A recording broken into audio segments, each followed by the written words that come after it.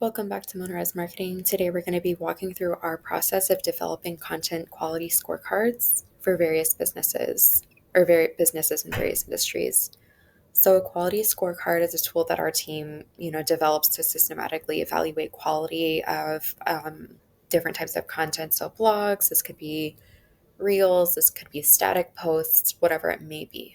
And this is going to be advertising products and services. So you want to make sure that there's some clear criteria and expectations that are set so that objectives and consistent elements, that reflect your brand and all those things are clear across, all platforms and all, with everybody that you're working with, basically. So we send this scorecard over to our social media marketing manager. Every piece of content she gets, she compares it to it, evaluates it, sends it back if it's not good enough. If it passes this scorecard, she'll move it on. We'll review it at a higher level, and then we will go ahead and send it to the client for final feedback. So this kind of just helps, making sure that you identify different areas that need to be improved, helps track progressing over time. Quality scorecards also help organize and maintain high standards, improve performance, and achieve your goals, marketing goals it is. So you want to define key content pillars. So is it informative and educational? If it is, you want to focus on share valuable, insights, tips, resources, or relevant to your target audience. So if you are a plumber with years and years of experience in it, then you might want to talk about your own personal learnings from dealing with different types of plumbing situations or emergencies. You want to keep the tone very helpful, informative, authoritative. You know what you're talking about. Stay professional. Use clear and concise language. So break down complex topics, easily digestible pieces so that people can use, look at visual graphics, infographics, stuff like that to help better understand. A lot of people, might not have the expertise that you do in your field. So it's always best to use, analogies or have some kind of visual to walk them through. So when you do entertaining and engagement focused content, you want to focus on capturing attention with the humor, storytelling, interactive elements. Make sure you're playful, witty, engaging. So maybe putting a twist on words, using puns. You also want to focus on, using humor, memes, gifs, interactive elements like polls, Q&As. Keep your audience entertained. A lot of our clients who go this route use a lot of different fun songs. They have little challenges, things like that. So inspirational and motivational, you have to focus on, sharing inspiring stories, success stories, motivational messages on an emotional level. So how did you get into the industry that you're in, and what inspired you to do that? Make sure that it's uplifting, encouraging, empowering with your tone, and to use, storytelling techniques, share quotes from inspirational figures, focus on building a strong and positive brand image. Our last thing is promotional and sales oriented. So focus on promoting your products, services, or special offers. Make sure that your tone is clear, concise, persuasive. Always use strong calls to actions, highlight key benefits, use visuals that are going to attract your audience and showcase your offerings. So that's going to be, highlighting numbers and, doing different things where maybe you're using statistics and stuff like that. But you maybe want to change the colors and make things pop and make the pricing or the numbers jump. So sales performance analysis, you're going to focus on, analyze trends, sale revenue over time, identify key drivers and growth, and pinpoint areas that are most important. So where are you marketing? Where are you the most successful marketing on? So is it Instagram, TikTok, your website, through via influencers? So use metrics, total revenue, obviously, revenue growth year over year, or even, quarterly. Monthly is hard to review just because there's so many variables, but quarterly gives you a lot better idea of what to expect in the years to come. So look at revenue per customer, revenue for sale or per sales representative. So if you have influencers, who's getting the most traffic? For, just a couple tips, compare actual revenue to sales forecasts, analyze sales performance by product, region, and customer segment if you are doing national.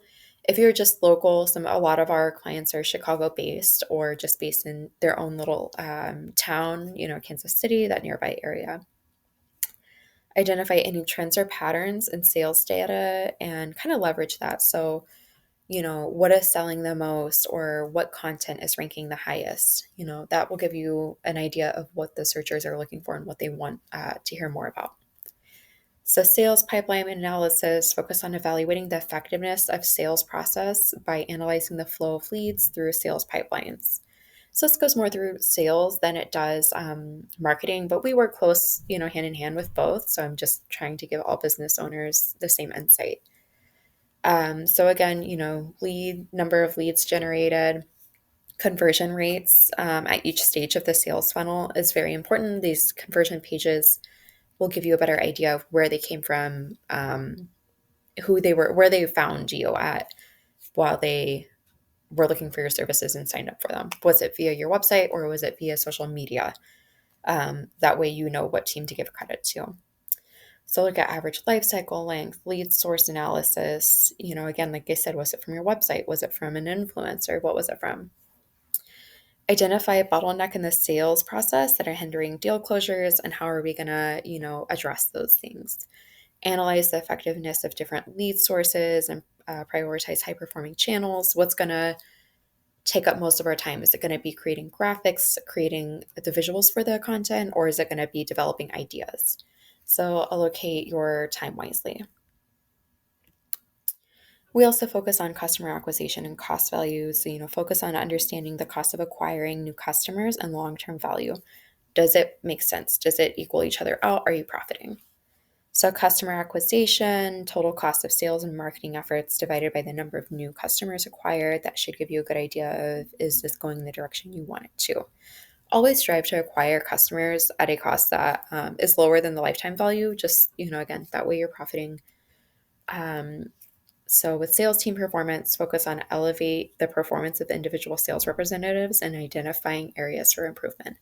So how are you going to push these influencers or models or whoever you're working with, brand ambassadors, whatever it is?